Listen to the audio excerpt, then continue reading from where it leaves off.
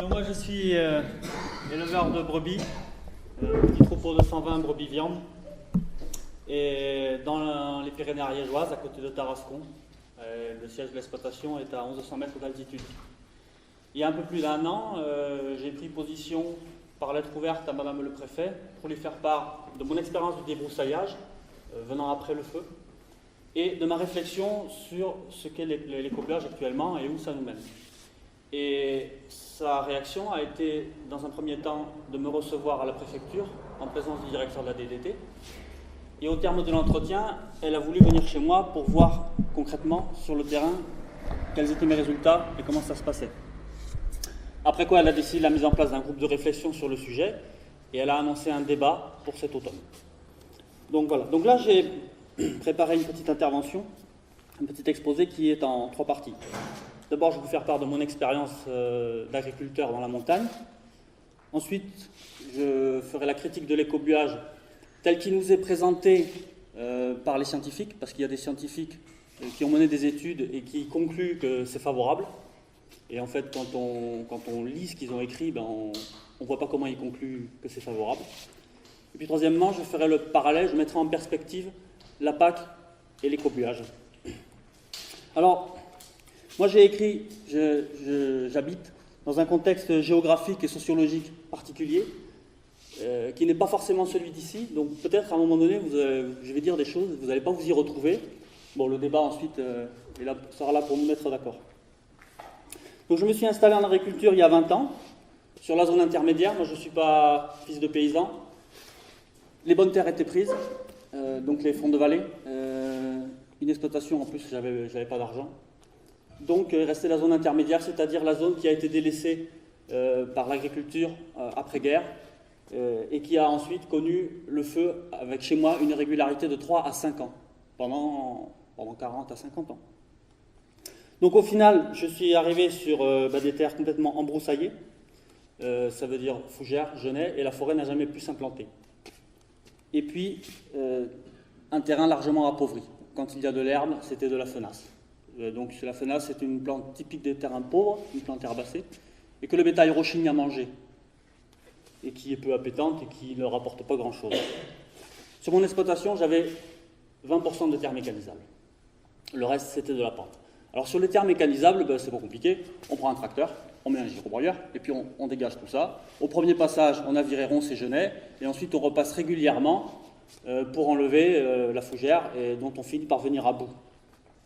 Le mieux quand même, c'est de pouvoir labourer les anciens labours. À ce moment-là, on coupe les rhizomes des fougères, et là, elles ne repoussent pas. Là, on en est très rapidement. En plus, le labour aère la terre, et en plus, sur ces zones-là, souvent, puisque c'est mécanisable, on peut passer avec un épandeur à fumier, mettre du fumier, faire des semis. Sur les terres mécanisables, ça va assez bien. Par contre, dans les pentes, là, c'est plus compliqué. Alors, on peut faire la débroussailleuse à dos, ça va bien, mais ça va bien si on a 1 ou 2 hectares. Moi, j'en avais 30, 35. Et donc là, c'est sous-dimensionné comme outil. Et puis, je faisais avec une vieille moto-faucheuse. Alors, ça allait bien, sauf que la moto-faucheuse, elle était vieille, parce qu'elle ne m'avait pas coûté très cher. Et donc, elle était tout le temps en panne. Et donc, au final, je me suis battu pendant 20 ans, sans venir à bout de cette satanée fougère. Alors, dernièrement, il y a 1 an et demi, j'ai décidé l'achat d'un outil spécialisé pour la pente. Donc, il s'agit d'un petit tracteur de 30 chevaux, monté sur chenille, qui a une largeur de travail d'1,20 m et qui est équipé d'un girobroyeur frontal de type épareuse. Et cet engin va débroussailler fougères, ronces sans problème, et les petits genêts jusqu'à une taille de 3-4 cm. Au-delà, il faut prendre un outil plus gros et qui coûte beaucoup plus cher. Moi, je me suis contenté d'une entrée de gamme parce que ça correspondait à mes besoins. Je l'ai déjà payé plus de 30 000 €. La machine qui permet de broyer des petits arbres, c'est 54 000 €. J'avais ni la finance ni le besoin d'un pareil engin. Alors, en plus, lorsque j'ai débroussaillé pendant 20 ans, je me suis rendu compte que quand je débroussaillais là où il y avait des arbres, la fougère et la broussaille en général reculaient beaucoup plus vite, d'une part. Et d'autre part, l'herbe, la qualité de l'herbe s'améliorait également beaucoup plus vite qu'ailleurs. indépendamment du fait de qu'on pâture, parce que le pâturage va faire améliorer l'herbe, parce que les bêtes fument, donc les choses changent, l'herbe s'améliore. Mais sous les arbres, c'est fantastique. À condition, alors il y a des arbres sous lesquels il n'y aura pas de sous-bois. C'est les hêtres, les noisetiers, les châtaigniers, donc là-dessous, bon, effectivement. Mais par contre, il y a certaines espèces comme les frênes, les merisiers, les saules, les chênes, où là, on a un sous-bois, et là, c'est très intéressant. Et j'ai décidé de mettre en place des bois clairsemés partout où c'était possible chez moi, au moins dans les pentes, parce que ça améliore et ça m'aide à combattre la friche. En plus, lorsqu'il fait très chaud, tout est grillé, l'herbe il n'y en a plus, sauf sous les arbres, parce que ça a maintenu la fraîcheur. Donc l'ombre préserve l'humidité du sol et protège l'herbe du dessèchement par le soleil. Donc en fait, les arbres instaurent un microclimat qui les protège des gelées tardives au printemps et des gelées précoces à l'automne. Donc on a plus d'herbe plus longtemps. Naturellement, si on laisse venir la forêt profonde, le manque de lumière fait qu'il n'y a plus de sous-bois. Donc il faut faire attention à ne pas laisser venir trop les arbres, parce que sinon il faudra en enlever, quoi. Alors, lorsque j'ai fait des recherches sur Internet, pour préparer ma lettre à Madame le Préfet, je me suis aperçu que le gouvernement faisait le même constat que moi et qu'il préconisait de pratiquer l'agroforesterie, c'est-à-dire l'emploi d'arbres en agriculture pour faire remonter, utiliser le réseau racinaire pour faire remonter les éléments en couche profonde et les mettre à disposition des plantes. Et donc, on fait même des cultures avec des haies d'arbres orientées nord-sud, de manière à ce qu'elles entrent le moins possible en concurrence avec les cultures, et voilà. Alors, d'une manière plus générale, donc ça c'est au niveau exploitation. Si on regarde les choses d'une manière un peu plus générale, on s'aperçoit que par l'évapotranspiration, les arbres vont générer la pluie. En fait, si on prend le cycle de l'eau, il est double. On a le soleil qui tape sur l'océan, ça fait de la vapeur d'eau, ça fait des nuages. Les nuages sont poussés par le vent, ils arrivent contre le continent. Par la rugosité du continent, ils ralentissent et ils s'élèvent, et ça génère de la pluie. Si cette pluie tombe sur une forêt, les arbres vont, par évapotranspiration, rejeter de la vapeur d'eau dans l'atmosphère qui va recondenser plus loin. Si on prend la surface foliaire, donc si on prend les feuilles d'un chêne, d'un arbre, et qu'on les met côte à côte, ce qu'on appelle la surface foliaire, d'une chênaie charmée, sur une surface de 1 hectare, on obtient une surface foliaire de 5 à 8 hectares. Si on prend la surface foliaire d'une hêtraie, c'est 10 hectares. Ce qui veut dire que quand la pluie tombe, elle passe de feuille en feuille, elle se répartit sur une surface énorme, et jusqu'à à peu près 50% de l'eau que reçoit une hêtraie ou la forêt, elle est renvoyée dans l'atmosphère. Et donc ensuite elle recondense et elle refait de la pluie. C'est pour ça qu'on a vu tout à l'heure un petit film qui illustrait un peu cette idée-là. Et puis ensuite, d'une manière plus générale aussi, on peut dire que l'arbre va lutter contre le réchauffement climatique parce que dans le bois se stocke le carbone. Donc vu qu'on est dans un contexte de réchauffement climatique, on a intérêt à laisser pousser des arbres, surtout dans les zones qui sont délaissées par l'homme et qui ne sont pas réellement utiles. La quatrième chose que j'ai mis en place pour combattre la friche et récupérer des bonnes prairies, c'est la complémentarité des packages. On fait paître des brebis, mais en même temps des ânes, des chevaux, des vaches. Si on en a, moi j'ai pas de vaches. C'est très intéressant parce qu'ils ne mangent pas les mêmes plantes. On peut faire passer les chevaux en hiver, ils mangent la fenasse parce qu'il n'y a que ça à manger. Et au printemps, quand ça repousse, les brebis, elles aiment parce qu'ils ont débarrassé toute la bourre, toutes les herbes sèches, et en plus ils ont fumé le terrain. Et donc petit à petit, les landes à fenasse reculent au profit de terrains beaucoup plus intéressants. Donc au final, moi, le meilleur moyen que j'ai trouvé pour reconquérir les landes, c'est la mise en œuvre simultanée du débroussaillage, de la mise en place de bois clairs et de la complémentarité des packages. Alors il y a d'autres choses à expérimenter qui sont cholage, roulage, apport de gypse. On en parlera peut-être tout à l'heure, lors du débat. La deuxième partie de mon intervention concerne la critique de l'écobuage. Alors, les paysans qui pratiquent le feu pastoral légitiment leur action en faisant valoir les résultats d'études scientifiques qui sont favorables à l'écobuage. Il convient donc de s'intéresser à ces études. Alors j'en ai lu quelques-unes, je n'ai pas pu tout lire parce que c'est très volumineux et que je n'avais pas énormément de temps à y consacrer. Mais à mon avis, leurs conclusions semblent aller à l'encontre de ce qu'elles veulent démontrer. Avant de se plonger dans ces études, je vous en dirai quelques passages, il faut savoir de quoi on parle exactement. Et on va retracer un petit peu l'histoire du pastoralisme dans les Pyrénées depuis le début du XXe, c'est-à-dire lors de la déprise agricole. Alors, au début du XXe siècle, les montagnes étaient entièrement cultivées. Il n'y avait pas de fougères. L'ancien maire de mon village, qui est fils de paysan, enfant du pays, me disait « Quand j'étais jeune, depuis le fond de la vallée jusqu'en haut, jusqu'au sommet de la montagne, il n'y avait pas un pied de fougère. » En réalité, il y en avait un peu. Il y en avait un peu au lieu-dit Concoul, dans le communal, que les paysans riverains fauchaient après le 20 septembre pour ne pas la faire perdre, et qu'ensuite ils se partageaient pour pailler les bêtes en hiver. Le feu, à cette époque, était couramment utilisé. On faisait passer le feu en fin de saison, sur des terres qui étaient très pâturées, où il y avait énormément de monde, donc il y avait très peu de choses à brûler, et c'est un feu qui passait très vite, et donc qui ne faisait pas de dégâts. Puis l'exode est arrivé. Les paysans sont partis, les animaux sont partis, et laissant derrière eux d'innombrables terres inoccupées. Et ceux qui sont restés se sont retrouvés avec pléthore de terres, beaucoup plus de terres qui n'avaient d'animaux, que leurs animaux ne pouvaient en pâturer, et donc en fin de saison, toute l'herbe n'était pas mangée, elle jaunissait, et ils ont continué à mettre le feu. Et donc là, le feu, il n'a pas fait que passer. Il a séjourné, il avançait lentement, et il a commencé à faire des dégâts. Et on a vu la fougère et le genêt à balai commencer à proliférer, et la forêt être dans l'impossibilité de s'installer par l'action du feu. Donc, un siècle après, en état des lieux, on a c'est simple, on a la fougère et le genêt à balai qui sont partout, et un appauvrissement considérable de la valeur pastorale de ces terres. Alors, quand on étudie maintenant un petit peu ce que nous disent les scientifiques qui ont mené des études depuis les années 80, sous l'égide de M. Jean-Paul Métayer, qui a beaucoup travaillé là-dessus, mais il y a aussi son équipe. Ils nous disent « Le feu favorise la fougère et le genêt à balai ». Alors c'est une citation de Mme Ferber, d'un article qui date de 2009, qui s'intitule « Le feu pastoral en Ariège, évolution de la pratique et impact sur les landes à genêt et à balai et à fougère aigle ».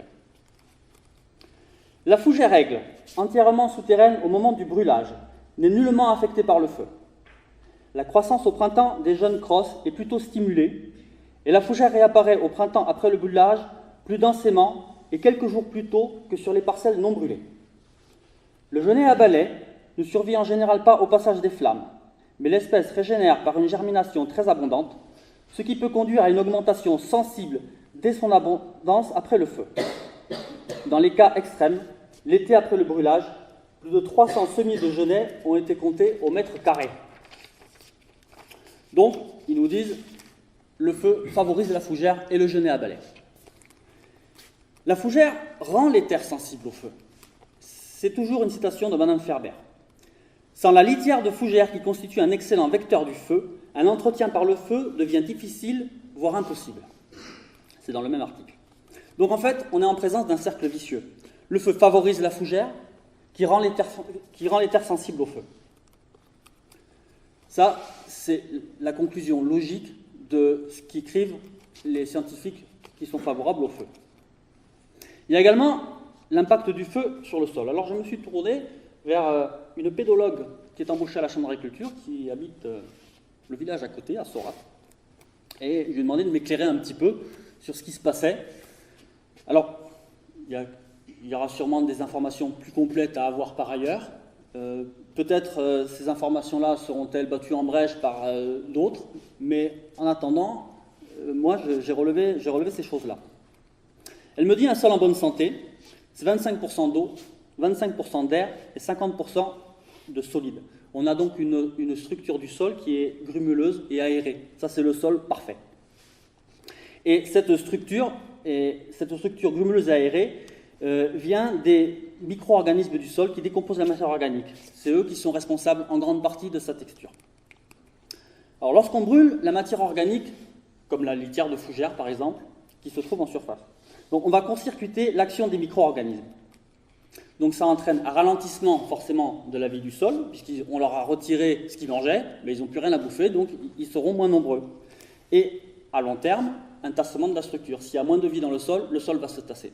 Donc un sol qui devient plus asphyxiant, plus battant, l'eau pénétrera moins, etc. Deuxièmement, le feu génère une perte de l'azote. Les plantes contiennent de l'azote. Et cet azote, quand il est décomposé, il se retrouve à disposition des autres plantes dans le sol. Et par évaporation, il s'en va sous forme de NH3. Alors, NH3, on a vu, c'est des particules fines. Alors là, je vais citer M. Éric Rigolo, dans un article qui s'intitule « Les effets du brûlage dirigé sur le sol », à la page 84, qui date de septembre 1998. L'azote est un élément très étudié du fait de son importance pour la nutrition des plantes. Cet élément est très sensible au feu car il se volatilise à faible température, 200 degrés. Les pertes en azote seraient proportionnelles à la quantité de matière organique consumée et d'autant plus importante que le feu est puissant. Donc il y a une part importante de l'azote qui s'en va lorsqu'on met le feu.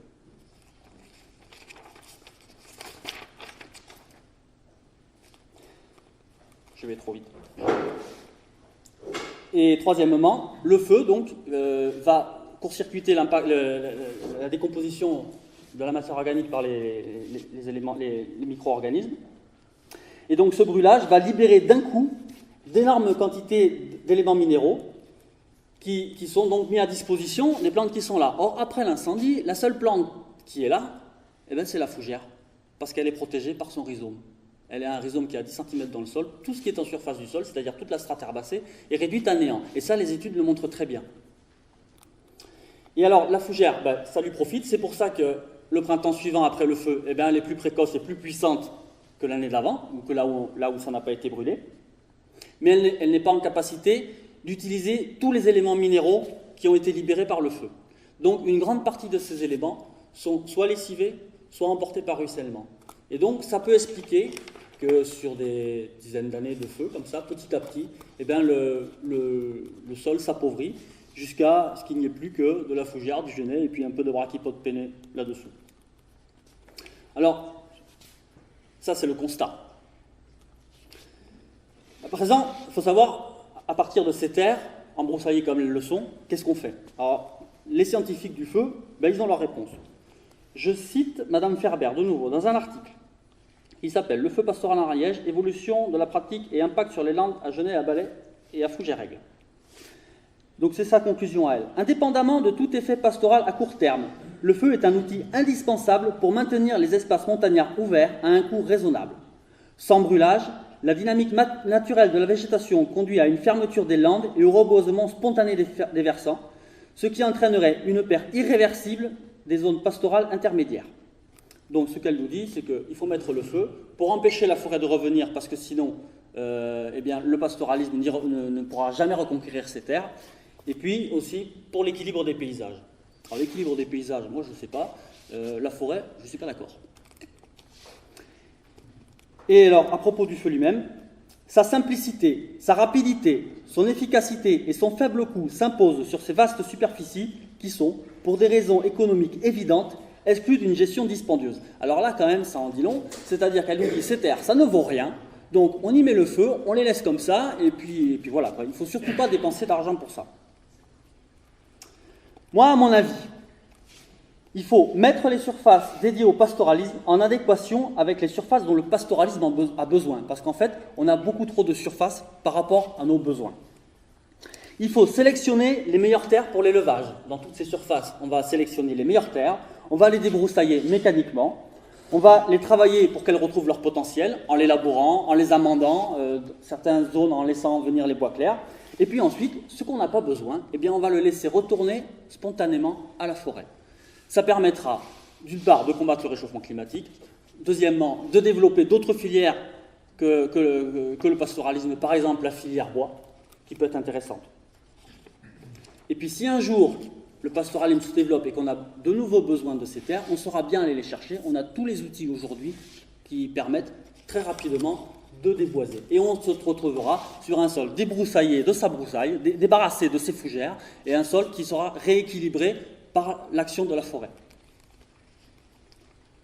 La troisième partie concerne l'écobuage et la PAC.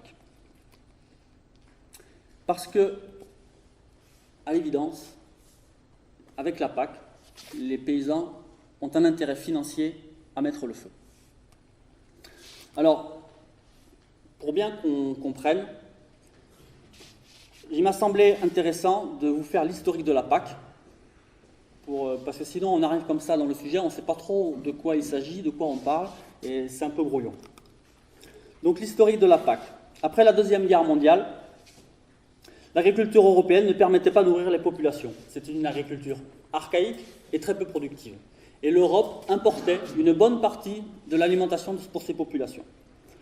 Les dirigeants de l'époque ont estimé qu'une alimentation correcte des populations à des prix raisonnables était l'une des conditions majeures pour que la paix soit durable. Il fallait que les gens aient à manger pour qu'ils n'aient plus envie de se taper dessus. La PAC a donc été l'une des pierres angulaires de la construction européenne. Alors, la première PAC a été mise en place en 1962. Elle était fondée sur 4 grands principes. Le premier, c'était l'abolition des droits de douane à l'intérieur de l'Union européenne pour les produits alimentaires. Le deuxième, c'était la préférence communautaire, c'est-à-dire quand on a besoin d'acheter quelque chose, on va d'abord l'acheter aux collègues européens. La troisième, c'était la solidarité financière, c'est-à-dire la mutualisation en fait, des agricultures européennes. La quatrième, c'était un prix d'achat minimum garanti aux producteurs, parce qu'à l'époque, le producteur, ce qui fixait le revenu des paysans, c'était le cours mondial des matières premières agricoles, et il était très bas. Donc l'Europe a décidé de leur garantir un prix minimum qui leur permettait de gagner leur vie, et ensuite, l'Europe revendait ses produits au prix mondial, et ma foi, la différence, ça sortait de la poche des caisses de l'Europe. Et puis en même temps, on a mis en place des droits de douane sur tous les produits importés agricoles. C'est-à-dire que c'était du protectionnisme. On a empêché les pays du monde de venir vendre chez nous. Et alors, ça a fonctionné. C'est-à-dire qu'en 15 ans, l'agriculture s'est modernisée.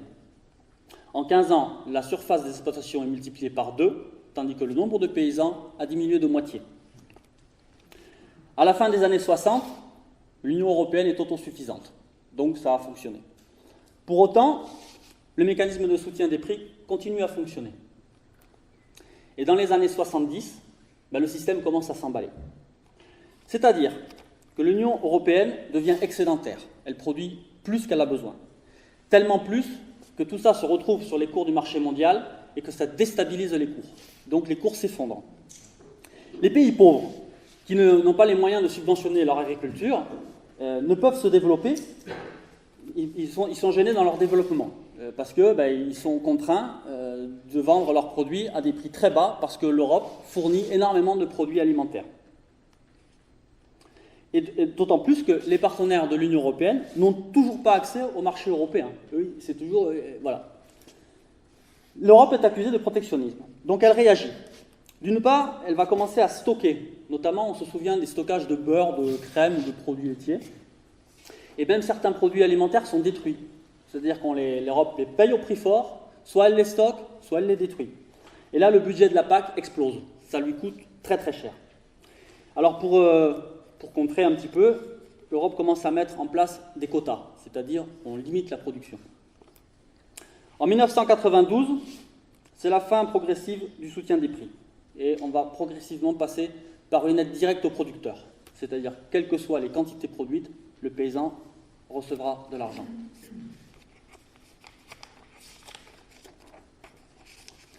Parallèlement, donc, le marché européen s'ouvre à la concurrence. Et on prévoit en même temps, pour limiter la production aussi, le gel de certaines terres, avec les jachères tournantes, pour ceux qui se souviennent.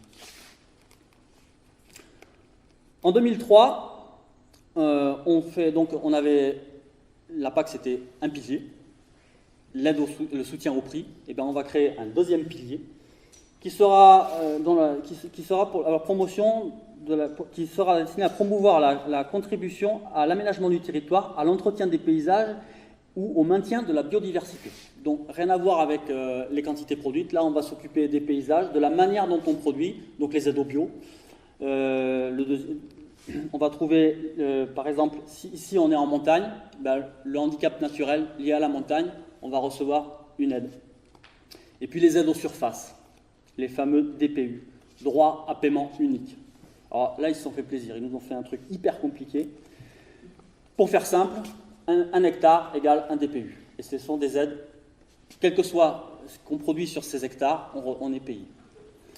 Mais il y a une très grande disparité dans le montant des aides versées. On a des DPU en montagne à 15 €, 15 € l'hectare. En plaine, chez les céréaliers, dans la basse plaine de l'Ariège, 600 €. En Belgique, 1 200 €. Et en général, la disparité, il y a les DPU forts, c'est les céréaliers, les DPU faibles, c'est les éleveurs. Les miens étaient autour de 30 €. En 2015, la PAC évolue. Les DPU sont transformés en DPB, droit à paiement de base.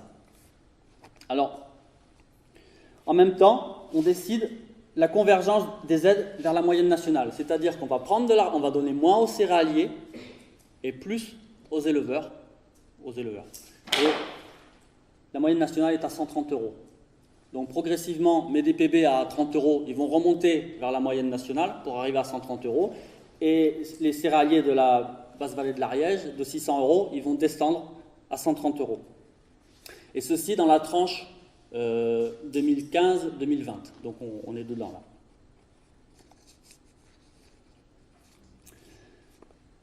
Ça, c'est la première mesure. La deuxième, alors, là, c'est un peu technique. Le nombre de DPB est fonction du nombre de bêtes présentes sur l'exploitation agricole. Pour pouvoir déclarer des hectares à la PAC et donc activer des DPB, ces hectares, il faut les charger en bétail. Mais comme à chaque fois avec la PAC, il n'y a pas de plafond.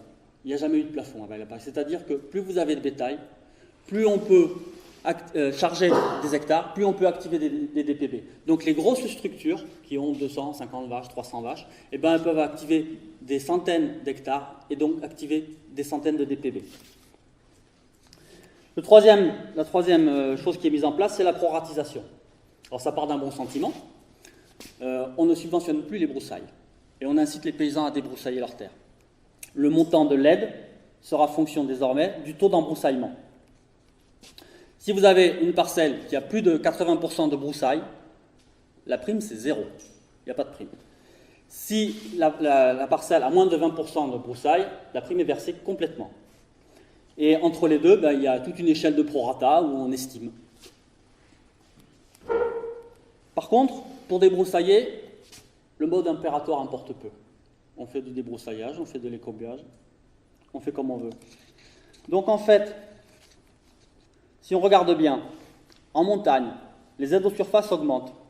On passe de 15, 20, 30 €, on va monter vers 130 €. Les hectares sont déplafonnés. La surface ne manque pas. Enfin, en tout cas, par chez moi, ça ne manque pas. Et le feu apparaît alors comme un très bon moyen, simple, rapide, efficace, peu cher, pour capter ces primes. Alors, évidemment, ils ne vont pas arriver à 100% de l'aide. Le but, c'est de passer en dessous des 80% de broussailles.